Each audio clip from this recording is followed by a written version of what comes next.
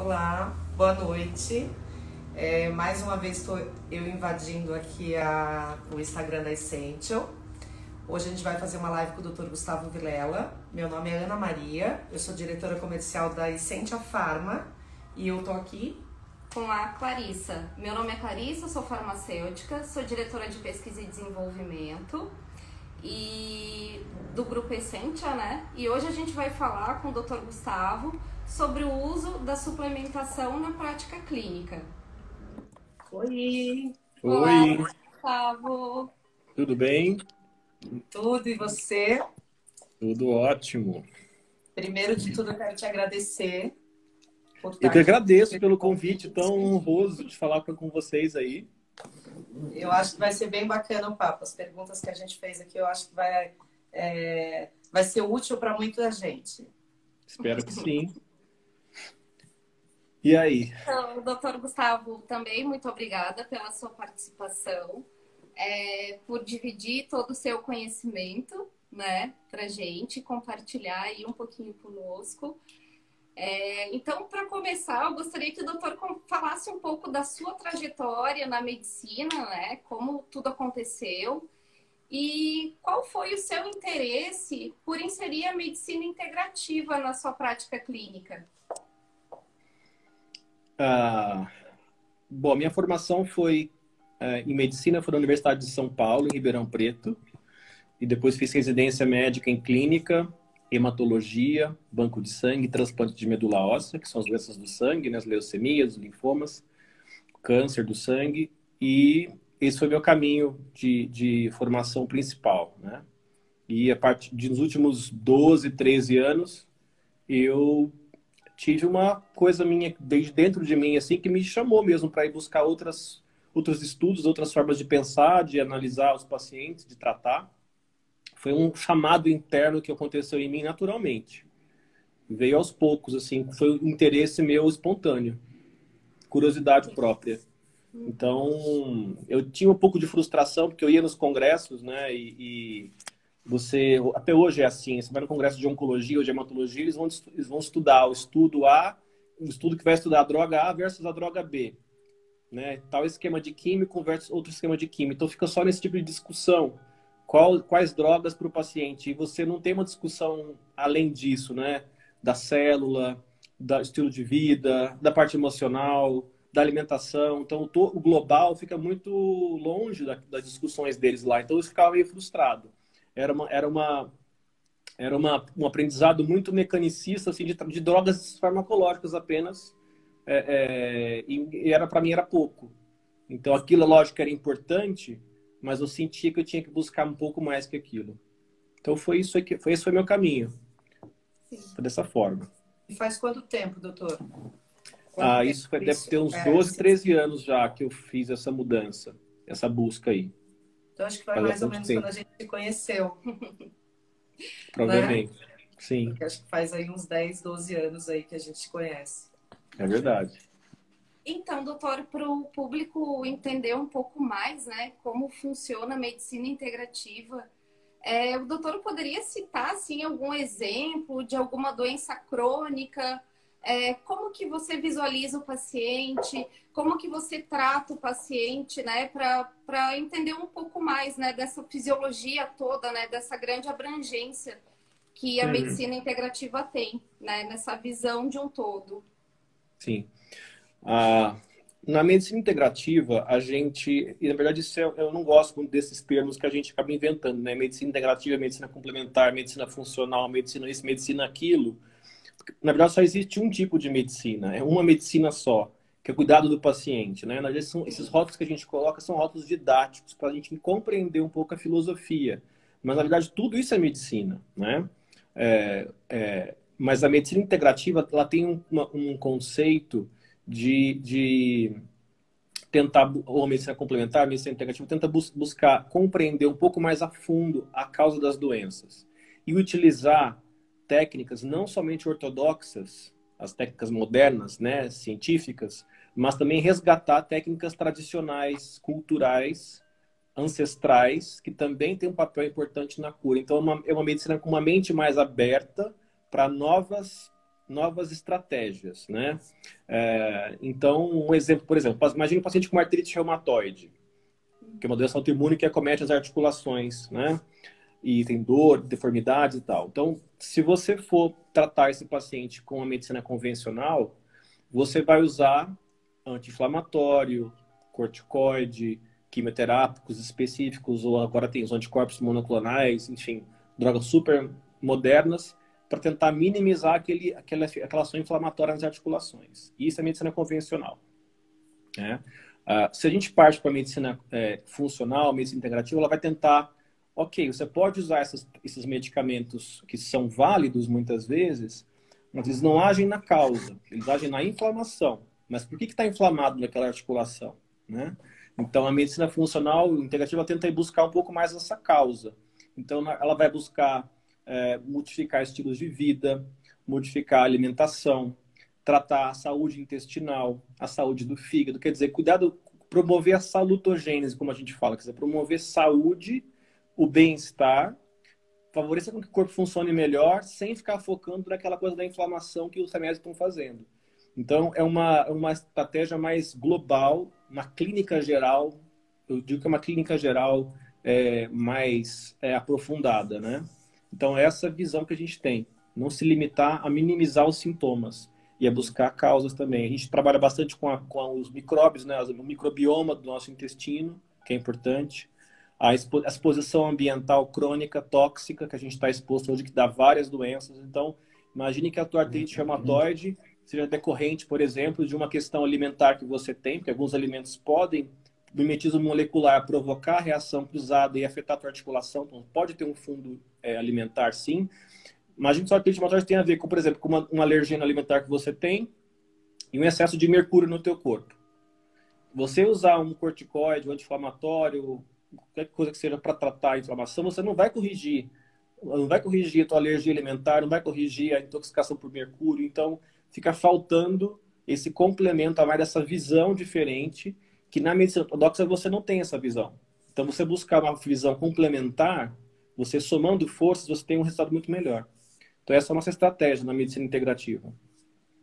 Sim, sim. É uma visão muito mais abrangente, né? Você fortalece o seu corpo como um todo, você nutre seu corpo como um todo, então você acaba fortalecendo o seu organismo não só para tratar aquela doença, né? Mas sem dúvida. Para prevenir uma série, né, de doenças.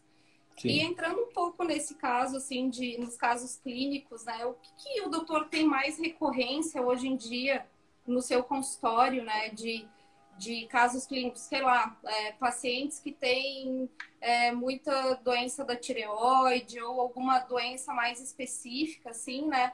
O que você vê em comum entre esses pacientes, né? De casos clínicos mais recorrentes, assim, no seu consultório? Olha, a gente atende muitos pacientes que estão com sobrepeso.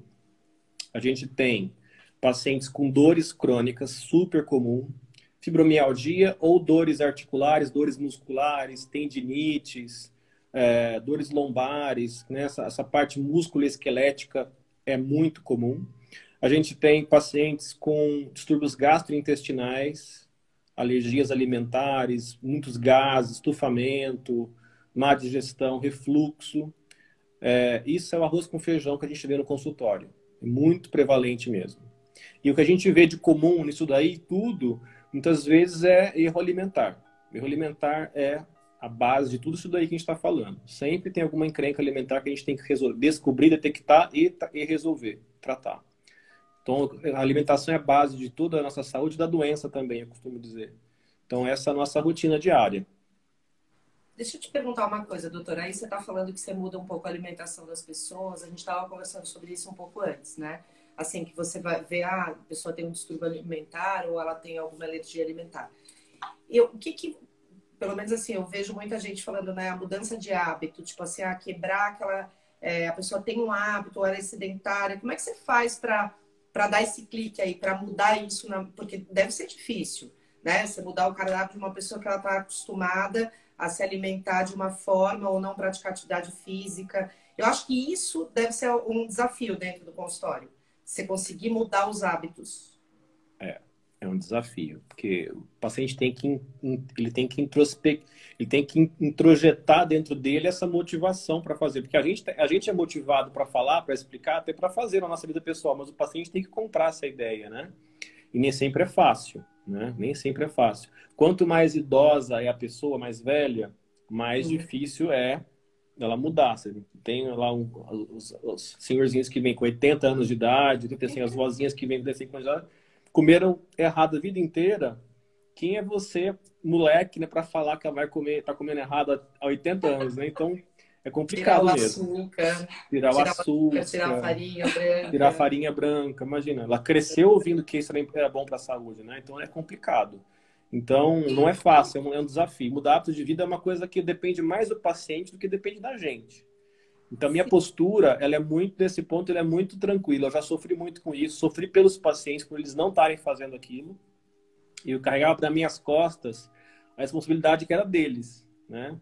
Então, hoje eu estou mais tranquilo. Eu falo, olha, a orientação é essa. Tipo, esse é o teu pacote, vai se vira, né? Assim, não tem como a gente obrigar ninguém a fazer, nem sofrer por isso. Então, eu sou muito, nesse ponto, eu sou nem um pouco paternalista.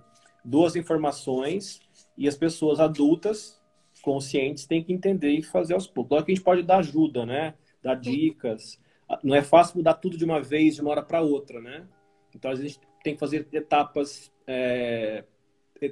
por etapa, né? Assim, aos passo por passo. Então, se a pessoa é sedentária, ela pode começar a caminhar algumas vezes por semana. Depois que ela acostumar, ela pode fazer uma academia. Enfim, ela tem que tentar, aos pouquinhos, ir mudando o estilo de vida, né? Ela tem que ter essa consciência de fazer isso. E mesma coisa a alimentação. Começar a comer mais salada, mais vegetais, que muita gente não come.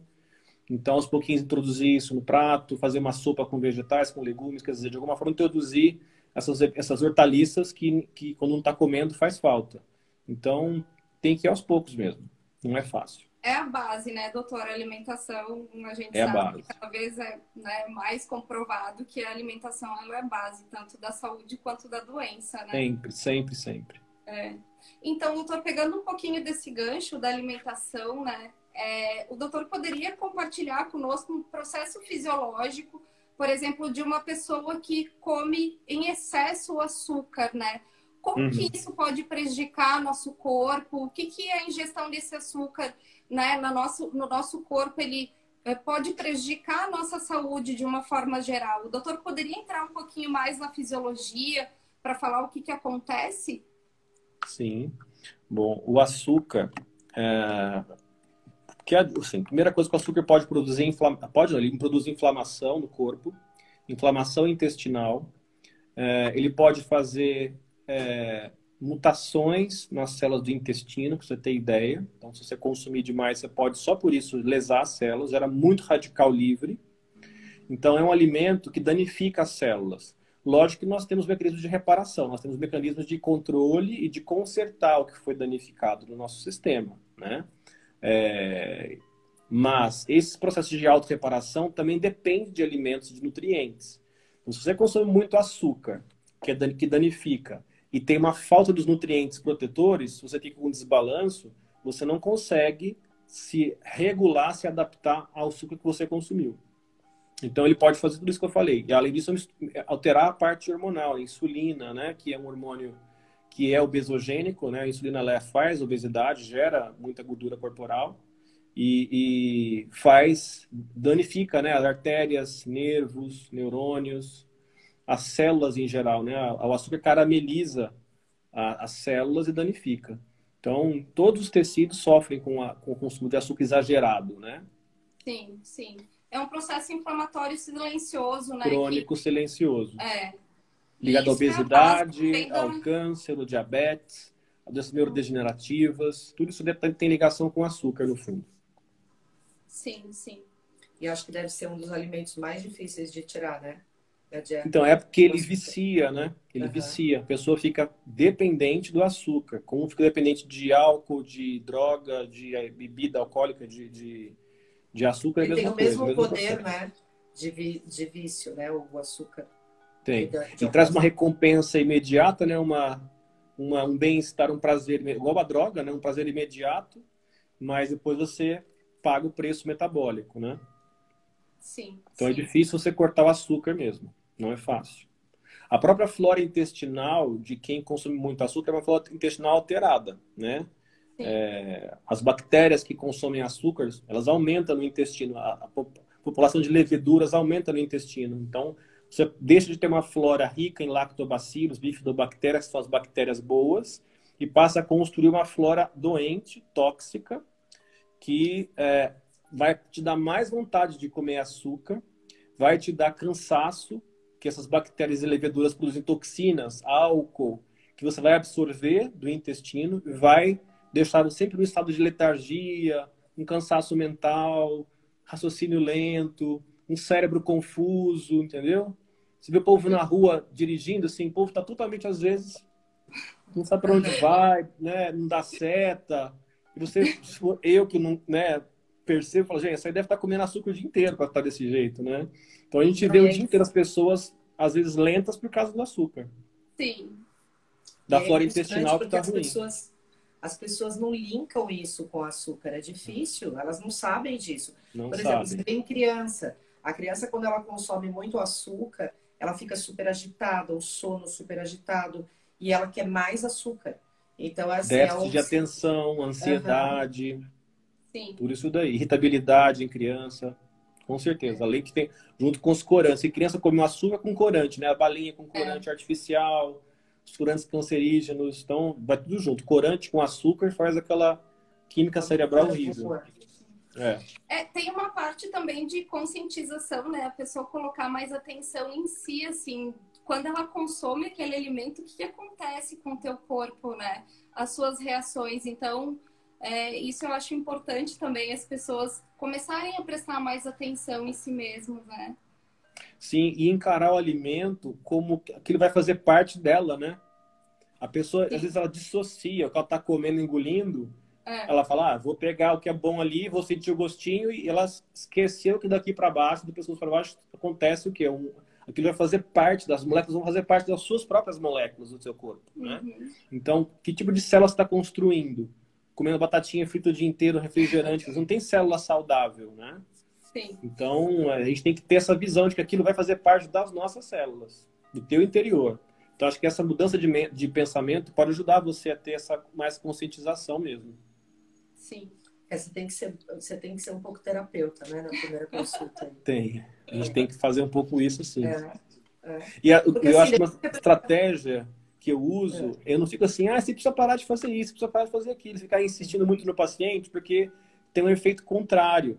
Ele vai falar que não. Então, eu falo assim, eu meio que eu jogo, tipo, se vira, entendeu? Porque aí ele vai tentar buscar mais isso, né? Você ficar insistindo e dando bronca numa pessoa adulta, né? Não tem sentido. Ela que está sofrendo as consequências. O interesse é dela. Fala, o interesse é teu de fazer isso. Se você quer sarar, você tem que fazer isso. Tipo, tá agora com você. E fim de papo, entendeu? Eu acho que surte mais efeito isso do que você ficar pentelhando a pessoa, sabe? Falando o tempo inteiro para ela fazer aquilo.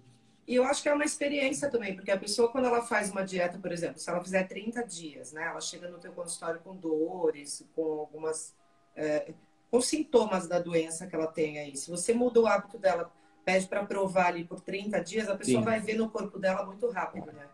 A pessoa que consome açúcar, se ela ficar 3 dias sem comer açúcar, ela vai sentir uma diferença enorme. Só na mente dela já vai clarear, vai ter mais disposição. Se fizer um mês de uma dieta bem feita, vai ter muito benefício. Já dá para ver bastante benefício. E a pessoa percebe e fica mais motivada a continuar fazendo aquilo, né? Ela percebe que está dando resultado. Isso é muito legal. Isso é muito bom. Então, doutor, entrando um pouco mais nessa parte, né, de exposição a toxinas, má alimentação, a gente acaba sobrecarregando, né, tanto o nosso intestino quanto o nosso fígado, o nosso fígado sobrecarrega, né, com tantas toxinas, com tanta coisa que a gente é exposto, né? Então, entrando um pouquinho na parte da suplementação, do tratamento, como que o doutor, né, trata esses órgãos que são tão importantes para o nosso corpo, né? Na verdade, é uma porta de entrada de tudo, dos nossos nutrientes. Então, o que o doutor utiliza, né, para tratar a microbiota, por exemplo, para fortalecer aí o nosso sistema hepático? Olha, a primeira coisa que eu gosto para intestino são as fibras. Nós temos várias fibras solúveis. que são fibras de se dissolve fácil na água, você pode acrescentar em bebida, em chá, na comida, sem alterar muito o gosto, então é muito fácil de aceitar. E hoje nós temos fibras muito boas que não dão tantos gases como as fibras de antigamente davam, né? Então não tem esse desconforto que as fibras provocavam antes. E as fibras, elas aumentam a população de bactérias benéficas para o intestino, as bifidobactérias e os lactobacilos. Então as fibras para mim são muito importantes. Eu gosto muito de usar fitoterápicos, extratos de plantas padronizados, né? Sim. Tem algumas plantas que têm uma ação boa para fígado, para ajudar na depuração hepática. Você vai fazer chá. Eu prefiro fazer tintura ou cápsula mesmo manipulada. A gente tem a alcachofra, o alecrim, né? A sálvia. Alecrim e sálvia são temperos, né? Você pode comprar no supermercado, na feira, e fazer um chazinho que é ótimo para digestão e para o fígado. Então, a vozinha já falava isso, né? Então, eu prefiro usar o extrato farmacêutico porque você tem como quantificar o que você quer ali dentro. Você faz um chá, você não tem como controlar a qualidade, nem controlar o teor do que você quer ali dentro, porque você fez de alguma forma empírica o chá, né? Se aquela planta lá foi realmente bem cuidada, foi bem cultivada, se ela tem uma quantidade boa de fitoquímicos, a gente não tem como saber. Então, eu prefiro fazer uma forma de medicamento mesmo farmacêutico manipulado. A gente pode fazer em cápsula ou em tinturas, né? Sim. A gente pode usar o boldo também, que existe em chá, uma coisa barata, que também existe em tintura. Tintura é amargo, né? Mas você pode fazer em cápsula. A gente tem o taraxá com officinalis, que é o dente de leão, também tem para comprar na rua, é fácil. Então, são todas plantas muito úteis que a gente pode usar para ajudar o fígado a funcionar melhor, né? Você vai na farmácia comprar... tem remédios prontos para isso, que já tem essas plantas, né? Então a gente pode mandar preparar especificamente com teores melhores e uma combinação melhor para favorecer a digestão e o fígado desses pacientes. Eu uso bastante essas plantas aí. E as fibras. E eu uso muito a glutamina, que é um aminoácido bastante conhecido das pessoas, né? E a glutamina ela tem um papel de melhorar a permeabilidade intestinal. Nosso intestino ele contém várias células, né? Uma do ladinho da outra, fazer uma barreira para que as bactérias e as fezes não entrem para dentro do nosso corpo, né? Então, fica uma linha bem fechadinha de células. Eventualmente, se você tem consumo de álcool, anti-inflamatório, um alimento que te fez mal, alergia, estresse, sucos digestivos insuficientes, você pode ter quebra dessa barreira. Então, você pode fazer buraquinhos, poros, nessa barreira e começa a entrar para dentro do nosso corpo pedacinhos pequenos de bactéria, de fezes, de alimentos mal digeridos, toxinas bacterianas. Começa a entrar uma carga tóxica para dentro do nosso corpo. Isso se chama intestino hiperpermeável. É uma síndrome que acontece e a glutamina auxilia você a fechar de novo, a fortalecer e a fechar esses buraquinhos que se formaram, né? Esse intestino poroso que se formou. Então, a glutamina com as fibras, para mim, é uma dupla inseparável para poder refazer essa integridade intestinal. Então, perguntaram aqui, eu estava acompanhando aqui as perguntas, perguntaram bastante sobre a glutamina. Isso, a glutamina tem várias é perguntas interessantes aqui que no final, eu vou guardar algumas aqui no final eu faço para você tirar a dúvida das pessoas. Então, doutor, gostaria que compartilhasse conosco alguma experiência, né, uma experiência positiva de um tratamento de uma doença crônica só utilizando essa parte de suplementação, de alimentação. Você tem alguma experiência assim para compartilhar conosco? De um caso, muitos casos. Ai, que bom! Vários. Bom, olha, eu trabalho bastante com paciente oncológico, todo mundo sabe que eu gosto muito. Minha formação inicial foi nesse tipo de doença, então eu gosto muito. Então, a gente tem vários pacientes que passaram a ter uma resposta muito boa à quimioterapia com a nossa abordagem. E pacientes com doença autoimune. Nós temos, então só para exemplificar, pacientes oncológicos recentes que a gente teve um paciente com glioblastoma multiforme, que é um câncer cerebral super agressivo. Ele tinha um perfil desse tumor bastante agressivo, um tumor que responde mal à quimio, o perfil genético desse tumor. Então, era um paciente que tinha um prognóstico de 12 meses de vida no máximo, pelas estatísticas em geral, né?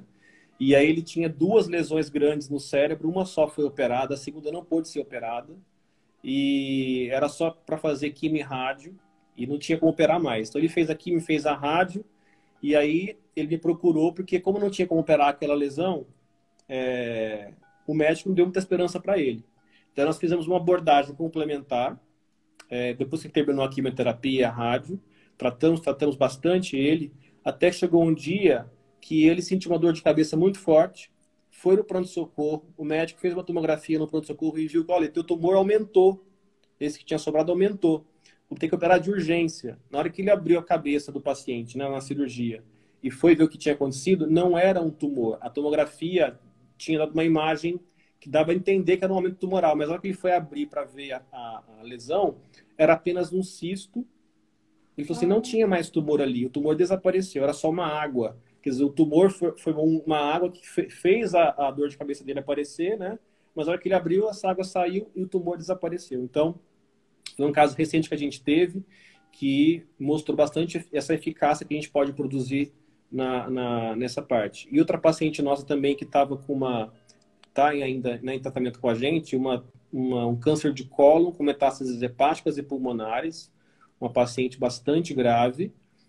A última cirurgia dela, o médico abriu a barriga dela e fechou porque não tinha mais como operá-la de tanta lesão que tinha e sim, impossível de tratar. Ela tinha um marcador tumoral bastante elevado no sangue, mais de 800, quer dizer, não tinha nenhuma resposta a dois tipos de quimioterapia. Muita fraqueza, emagrecida, ela estava totalmente já desenganada. Ela veio que na clínica nós começamos a acompanhá-la com essa abordagem de alimentação, suplementos, né, alimentação específica, e ela passou a ter uma resposta assim, mudou completamente a resposta dela. Ela baixou para 200 o marcador tumoral, que era 800, vinha subindo. Consegue pegar a filhinha no colo que ela não conseguia antes. Está respirando melhor, quer dizer, você vê como que só pequenas coisas podem ajudar nesses casos assim, né? E tem os pacientes de doença autoimune também. A gente tem já hoje catalogados 5 pacientes com púrpura, que é quando as plaquetas caem, né, na pessoa, do sangue, né? Elas têm sangramentos na boca, sangramentos na pele. A gente tem 5 pacientes já que eu estou guardando para fazer uma publicação mais para frente, quando tiver uma série maior de pacientes. Mas 5 pacientes com púrpura refratária, que não tinham mais resposta a corticoide, ou que tinham feito cirurgia do baço, que eram quadros bastante sérios, né, de risco de sangramentos importantes. E esses 5 pacientes nós conseguimos reverter completamente a púrpura. Hoje eles têm plaquetas normais. Não tem nenhum sinal mais de púrpura. Porque nós tratamos, ao invés de ficar dando corticoide, entendeu? Sim. Que Sim, bloqueia... também, né? O corticoide bloqueia o quadro inflamatório contra a plaqueta. Legal, isso é muito importante. Mas por que está tendo reação contra as plaquetas? Então a gente vai tratar o intestino, a dieta, o microbioma, a flora intestinal, usa ervas, os extratos farmacêuticos específicos para aquele paciente. A resposta vem, né? Então, a gente tem vários pacientes já com esse tipo de melhora. Temos pacientes com artrite reumatoide que melhoram muito. Eu tive várias com Hashimoto. Hashimoto é uma doença que melhora, é muito lenta a melhora do Hashimoto, né? Da anticorpo contra a tireoide. Tem que ter muita paciência, mas os anticorpos caem com o tempo e a inflamação tiroidiana diminui com o tempo. O paciente tem que ter bastante perseverança, mas também pode ser possível. E também tivemos já pacientes com esclerose múltipla, com bastante melhora, e arterite de células gigantes. Tinha uma paciente que eu atendi que tinha uma arterite de células gigantes, que é uma doença também autoimune. Ela tinha inflamação nas artérias do corpo inteiro, febre de 40 graus, e sem resposta a corticoide, sem resposta a metotrexato. E ela era mulher de médico, e ela me procurou: Gustavo, não aguento mais esses remédios, não estão resolvendo nada na minha vida, eu preciso fazer alguma outra coisa. Daí nossas estratégias deram certo, ela hoje não toma mais nenhum remédio, ela curou completamente, a febre dela desapareceu, nunca mais teve nada. Então a gente tem vários pacientes que têm essa resposta, porque a gente tem essa visão de agir mais no todo e não apenas de dar remédio sintomático. Isso é possível, sim. Ai, muito bacana. Doutor, entrando um pouquinho aí também na parte da suplementação, da dieta ocidental, né? A gente sabe que a dieta ocidental ela é muito pobre no consumo do ômega 3, né? Que é um ácido graxo muito importante para o nosso organismo. Eu queria entender como o doutor utiliza essa suplementação na sua prática clínica, né? E também como que um paciente ele consegue saber que ele tem baixo ômega 3 no seu organismo, assim. Você consegue, né, nos explicar um pouco melhor? Sim. O ômega 3 é um nutriente bastante fácil de você ficar deficiente, né, hoje em dia. Porque ele está presente nos peixes de água fria, água profunda, selvagens de preferência. Então, o consumo disso é muito baixo hoje em dia, né? A gente come muito peixe de cativeiro, salmão de cativeiro. Os peixes estão empobrecidos também nesse tipo de... Os peixes de cativeiro são empobrecidos de ômega 3 porque eles não consomem alimentos normais deles, eles consomem ração. Então, isso é um problema. Então, a deficiência de ômega 3 é muito comum hoje em dia. E a gente consome demais industrializados, né? Frituras, óleo de girassol, óleo de soja, óleo de amendoim, óleo de milho, que não tem ômega 3. Então, fica um desequilíbrio, né? Faltando ômega 3 de fato. Então, o que eu faço na minha prática?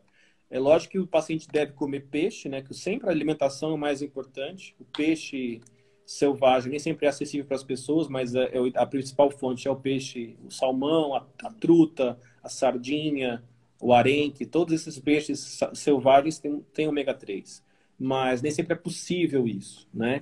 Então, o uso da cápsula, né? Ou, enfim, do xaropinho de ômega 3, se for versão líquida para criança, são opções muito boas que você pode, de novo, você pode quantificar quanto tem ali de ômega 3 na cápsula. Porque mesmo no peixe, você não sabe se quanto tem naquele peixe ali, quanto você cozinhou que estragou o ômega 3. Então, quando você dá a cápsula ou a versão líquida do ômega 3, você consegue garantir uma quantidade ali prometida, né, daquela substância para o paciente. Então, a suplementação uma forma muito segura para você garantir o mínimo para o paciente, né? Então, eu uso frequentemente ômega 3, quase todos os meus pacientes utilizam ômega 3. Existem várias marcas no mercado e a versão triglicerídica do ômega 3 é a que tem melhor absorção. Sim. Então, eu tenho esse cuidado para escolher o ômega 3 que eu utilizo. Então, geralmente, o ômega 3 ele vem ômega 3, entre parênteses, TG, triglicerídeo, né? Porque é a forma com que a molécula foi feita. Isso aumenta a absorção desse ômega 3. Porque tem as versões esterificadas do ômega 3, que não são as triglicerídicas, que tem uma absorção metade disso daí. Então, o ômega 3, versão TG, triglicerídeo, ele tem uma absorção melhor. Então, isso é uma coisa importante de qualidade do ômega 3, que eu gosto muito. Outra e tem vantagem a do ômega questão 3... também da pureza, né, doutor? A pureza. Isso é uma coisa que a gente cuida bastante, né? Tanto isso é uma coisa importante. Da concentração, da pureza, dos metais pesados. A não contaminação com metal pesado. Hoje em dia, pelas técnicas de dupla filtragem que eles têm, né, de ômega 3, limpa bastante, né? Esses óleos são bastante limpos hoje em dia pela indústria. Então, essa é uma vantagem muito grande. Porque quando você consome peixe, você não sabe se esse peixe está contaminado ou não por mercúrio, por exemplo, né? Muitas vezes eles estão contaminados. Quando você utiliza uma marca de ômega 3 de boa qualidade, você dá ômega 3 limpo, sem esses contaminantes ambientais. Então, isso é uma vantagem grande também da suplementação. Sim. Agora, você perguntou dos sintomas que o paciente pode ter de que ele tem deficiência de ômega 3, né? Sim. Bom, o ômega 3, ele é uma gordura que está muito presente no nosso cérebro. Nosso cérebro é praticamente gordura, fosfolipídio, colesterol. Então, quando você tem carência de ômega 3, o principal órgão que vai ser afetado é o cérebro. Então, tem vários trabalhos que mostram isso. Então, pacientes com doença bipolar, depressão, esquizofrenia, déficit de atenção, depressão pós-parto, todos eles, se você for dosar no sangue, a ômega 3 está diminuído. Então, os processos cerebrais, cognitivos, de humor, são muito ligados à deficiência de ômega 3. Então, a gente tem que desconfiar se esses pacientes têm essas coisas que eu falei. Além disso, nós temos quadros inflamatórios. Como o ômega 3 ele é muito anti-inflamatório, se ele estiver faltando no teu corpo, você vai ter uma propensão maior à inflamação. Então, exames de sangue inflamados, dores no corpo generalizado, dor articular, dor muscular demais. Também pode ser uma pista interessante. Né? Resistência à insulina, obesidade, tudo isso pode estar ligado a uma deficiência de fundo, né, de ômega 3. Sim. A gente tem que pensar. Tem Tem como você dosar no sangue ômega 3. Para ver se está com uma deficiência laboratorial. Tem como medir na membrana do glóbulo vermelho. Você pode medir se tem ômega 3, quanto tem de ômega 3 e ômega 6. Esse exame eu nunca vi no Brasil disponível. Lá fora, nos Estados Unidos, eles têm. É muito legal, porque ele traz quanto tem de ômega 3 e ômega 6 e a relação entre eles, a proporção. existe, mas aqui a gente não tem acesso ainda a isso. Eu nunca vi, pelo menos. Então, eu vejo mais pela clínica do paciente. Essa era uma pergunta que fizeram aqui. Como dosar o ômega 3? Outra que nos perguntaram bastante aqui também, para dores articulares, né? Como seria a indicação de uso, se são doses maiores ou não. E o uso do ômega 3 em criança também. Então, para dor articular, é aquela coisa, tem que ver qual que é a causa da dor articular. Não é só o ômega 3 que provoca, né? Tem outras situações também. Mas, para prevenção geral, para pessoas em geral, assim, que não tem nenhum problema, eu costumo dar 1 grama por dia de ômega 3. Uma cápsula para mim já é suficiente, não precisa mais que isso, para pessoas que estão bem de saúde, só para prevenção. Quem tem quadros mais inflamatórios, artrite, câncer, asma, doenças de pele, etc., doença autoimune, eu já parto para no mínimo 3 gramas por dia. Já até dei mais que isso por um pequeno espaço de tempo, mas 2 a 3 gramas por dia, pelo menos, para começar um tratamento desse mais anti-inflamatório para esse tipo de doença. Perguntaram de esclerose também, esclerose múltipla aqui. E para criança, doutor, como é que é a indicação? Como você daria a indicação que você estava falando do ômega líquido, né? Eu gosto muito do ômega. Vocês têm na essência, né, o ômega líquido, né? Que eu já temos o prescrevi DHA e algumas temos vezes. o ômega. As duas versões. Isso. E tem as balinhas também, né? Do ômega ainda não. Ainda não? As gominhas, tá. né? Ainda As não. gominhas, tem que tiver. os gummies que a gente lançou, a vitamina D e vitamina C. É D e vitamina C, tá. É. Então tem o xaropinho do Liquid de ômega 3. Eu já prescrevi várias vezes, então eu uso bastante para criança, porque criança come muito mal, geralmente, né? As crianças consomem muita nuggets com macarrão, pão e mais nada, e leite com chocolate cheio de açúcar, então é uma tragédia. Então eles são facilmente eles são um grupo de risco para deficiência de ômega 3. Então para eles eu costumo prescrever mesmo uma tampinha, uma dose, 2,5 ml, pelo menos 2 vezes ao dia nas refeições para complementar um pouquinho o que eles não comem, né? Então tem populações de risco mesmo que a gente tem que ficar atento para ômega 3, né? Gestantes, as lactantes que estão amamentando, as crianças, porque para a criança recém-nascida, para o embrião, para a criança que acabou de nascer e para a criança para desenvolvimento, para a criancinha maior, o ômega 3, né, o EPA e o DHA, principalmente o DHA, né, do ômega 3, ele é importante para desenvolvimento do QI da criança, do cérebro, da retina, para a saúde cardíaca, o EPA também. Então, se você tem uma gestação pobre em ômega 3, a mãe pode ter depressão pós-parto, depressão, ansiedade, déficit de atenção, e a criança nasce também com problemas de QI mais baixo, o cérebro mal formado, né? Muitas vezes, não mal formado, mas aquém do potencial que ele poderia ter. Então, o ômega 3 nessa fase da vida, né? Intraútero, gestação, amamentação é muito importante para a criança crescer saudável, né? É um grupo de risco. Crianças também, como eu falei, idosos que não comem direito, né? Tem um vozinho que não mastiga, que não tem dente, só quer comer pão com bolacha e leite. Também é outro grupo de risco para ômega 3, que a gente tem que ficar atento. E o ômega líquido facilita daí a administração também, né, para os idosos. Para criança, para criança, para idosos, com certeza. Até mesmo por sonda, às vezes o paciente não consegue engolir porque está com uma sonda, pode ser por sonda, muito fácil. Tem muitas dúvidas do ômega 3. A hora de tomar, se toma com comida ou não toma com comida. Começou a falar de ômega... Não é obrigatório. Assim, eu acho que se você consome o ômega 3, por ser uma gordura, se você comer ele com uma outra gordura, ele absorve melhor.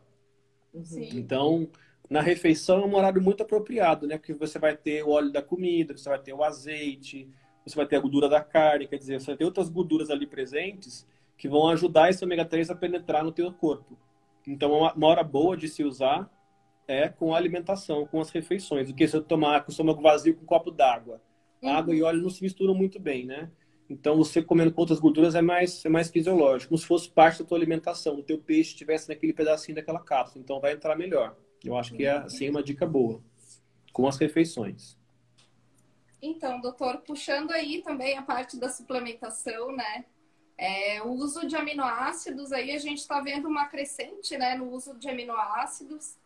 E eu gostaria de entender como que o doutor utiliza, né, os aminoácidos essenciais na sua prática clínica, para algum paciente que ele tem alguma intolerância à proteína do soro do leite, né? Como que o doutor, né, modula e indica esse suplemento assim na sua prática?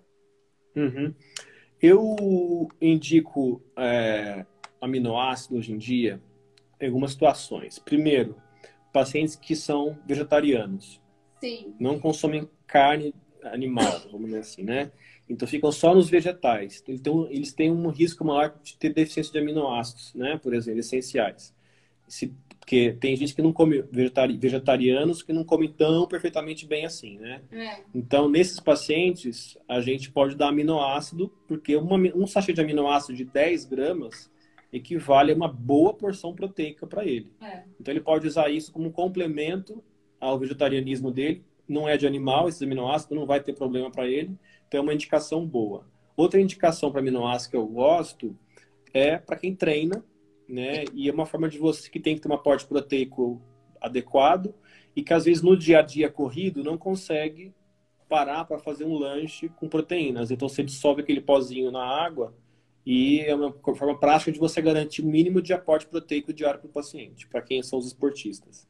E outra indicação muito boa é para quem tem as alergias alimentares, doenças autoimunes, que sempre estão encrenca no intestino com alergia alimentar, alergia a proteínas, né? A proteína do ovo, da carne bovina, do trigo, dos laticínios. Então, esses pacientes das castanhas, das oleaginosas.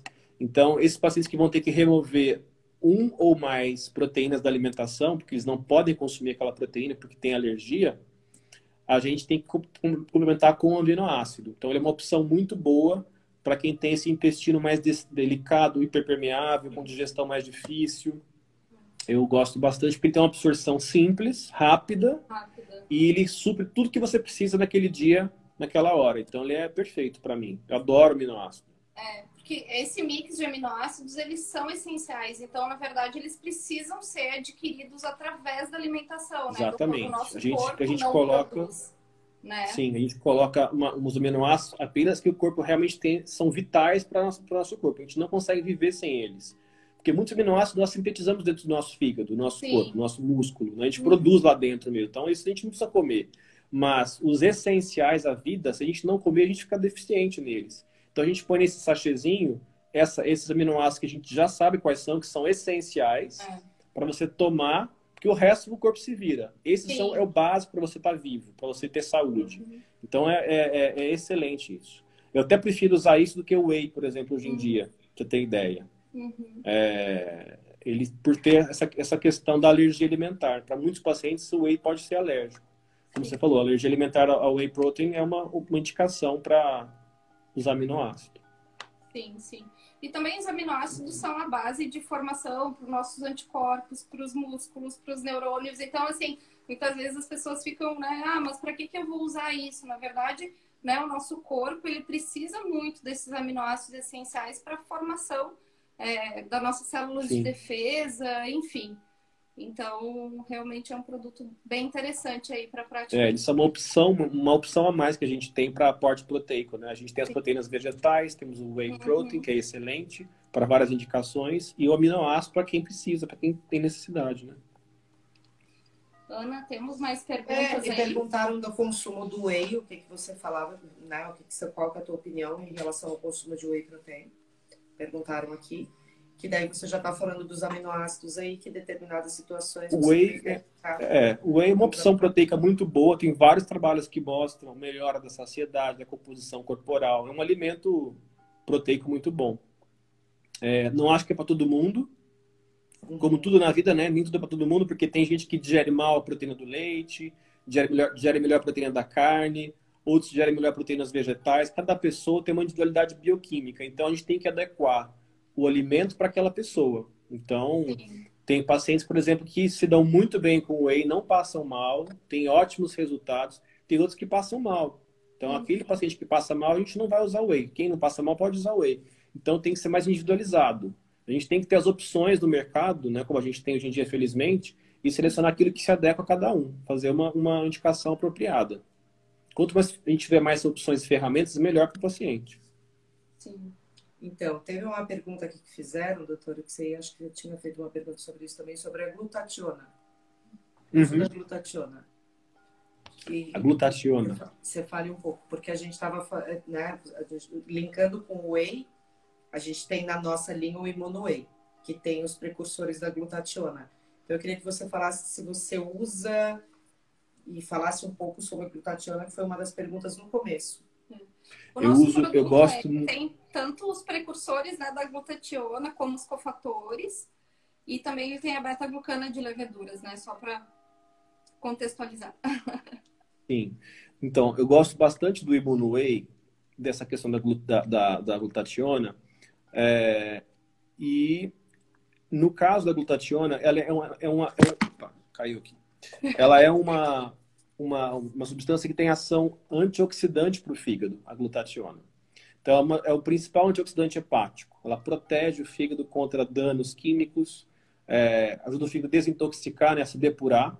Então, na falta de glutationa, você pode ter questões hepáticas mais sérias. E quando você repõe isso com os precursores através do whey ou dos aminoácidos também, você pode aumentar o teor de glutationa do teu fígado, que vai te proteger mais contra as agressões, né? Contra álcool, contra medicamentos, contra as toxinas intestinais das bactérias. Então, o fígado é um órgão bastante sensível no dia a dia, né? A várias agressões. Então, a glutationa é um potente protetor do fígado, do sistema nervoso também. Sim. Entrando um pouquinho aí na questão da imunidade, né? Recentemente eu vi um post do doutor do Instagram falando, né, de substâncias, nutrientes que são importantes para a imunidade. O doutor poderia compartilhar assim conosco o que você considera de mais efetivo, né, em termos de imunidade, e como que você costuma conduzir, né, essa questão aí no seu consultório, na sua prática clínica? Bom, para a imunidade, eu gosto de usar bastante a beta-glucana, que você acabou de comentar, que existe no whey de vocês. Ela é uma substância presente na aveia, nos cogumelos, né? Então, só você consumir aveia e cogumelos, você vai estar consumindo beta-glucana, já é um imunoestimulante interessante. E você pode usar isso através do whey, que vocês têm também com beta-glucana, que é imunoestimulante, ou fazer cápsulas de beta-glucana que são focadas somente nisso, né? Mais específico. Sim. Então, é um nutriente que tem vários trabalhos mostrando que ela estimula de forma inespecífica a imunidade. Várias células brancas diferentes, leucócitos, né, são estimulados pela beta-glucana. Seja em pacientes oncológicos, em pacientes com infecções crônicas. Então, é uma molécula que é um imunoestimulante de amplo espectro, vamos dizer assim, né? Eu gosto bastante. Outra que eu gosto, que eu já falei, são as fibras, que agem de forma indireta, né? Se você tiver uma fibra no intestino apropriado, você vai ter flora intestinal melhor, e essas bactérias intestinais saudáveis são importantes para você ter imunidade, né? Então, as fibras eu já falei. A própria glutamina, repetindo mais uma vez, a glutamina vai auxiliar nessa permeabilidade intestinal alterada, vai ajudar você a fechar o intestino, importante para a imunidade também. É um aminoácido que é muito usado pelos glóbulos brancos. Os leucócitos se alimentam de glutamina abundantemente. Tanto que na leucemia, para você destruir a célula do glóbulo branco doente, a gente usa um quimioterápico chamado asparaginase, que bloqueia aminoácidos, inclusive a glutamina, porque a célula tumoral morra, né? Então a glutamina é muito usada para o glóbulo branco. Então, se você tiver glutamina em níveis adequados, você vai ter uma função dos leucócitos também mantida, né? Tem a vitamina D, que não é bem uma vitamina, mas é um hormônio que nós produzimos em exposição à radiação ultravioleta, que aí, no caso, é muito mais interessante você tomar sol do que esperar isso de um alimento, né? Não vem tanto assim no alimento, mais no sol que a gente pega, ou em formulações farmacêuticas, né? Da vitamina D, que é importantíssimo para a imunidade. Tem vários trabalhos que mostram que níveis baixos de vitamina D aumenta a suscetibilidade a infecções virais, a gripe, resfriado. Então, é uma outra forma de você ter uma melhora inespecífica geral da imunidade, né?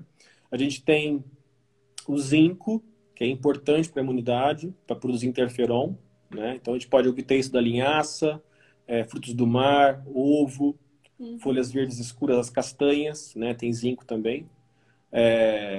Vitamina C, super importante, a clássica, né? A laranja, as frutas cítricas no geral. Então, esse combo aí de vitaminas e nutrientes eu uso bastante para a imunidade. Sim, sim. A equinácea também, né, doutor? Se a gente partir para as plantas, né, temos a equinácea, que você pode usar em chá, em tintura ou também em cápsula, que também tem uma ação imunoestimulante. A equinácea é excelente. Tem vários trabalhos mostrando redução de risco de infecção viral por equinácea, usando equinácea. Muito bom. Acho que mais uma pergunta ali, né? Porque a gente está chegando no final. Então, doutor, tem mais aí 9 minutinhos de live. E... Passa rápido, né? Passa mesmo. Então, doutor, falando um pouco então da medicina preventiva, né? Porque a gente falou bastante assim de doença crônica. O que o doutor considera importante, né? Um paciente que vai no seu consultório e ele vai buscar uma medicina preventiva, né? Quais são os seus conselhos? Como que o doutor conduz isso na sua prática clínica, né? Através de, lógico, né, bons hábitos, redução de carga tóxica. Poderia resumir um pouco para a gente como que você vê, assim, a medicina... Do básico, né, para a pessoa buscar mais saúde. Atividade física, com certeza, é muito importante para a mente, para o corpo, né, para a imunidade. Controle do estresse. As pessoas, elas hoje em dia têm uma dificuldade, né, de lidar com situações de problema, ansiedade, existe uma certa agressividade, né, nas pessoas entre uma e outra, então gira um ambiente de estresse de geral. Então, meditação acho muito importante. O Qigong, que é aquela dança chinesa, né, que você tem respiração, japonesa também, para você melhorar o nível de estresse. Você tem técnicas de liberação emocional, terapia.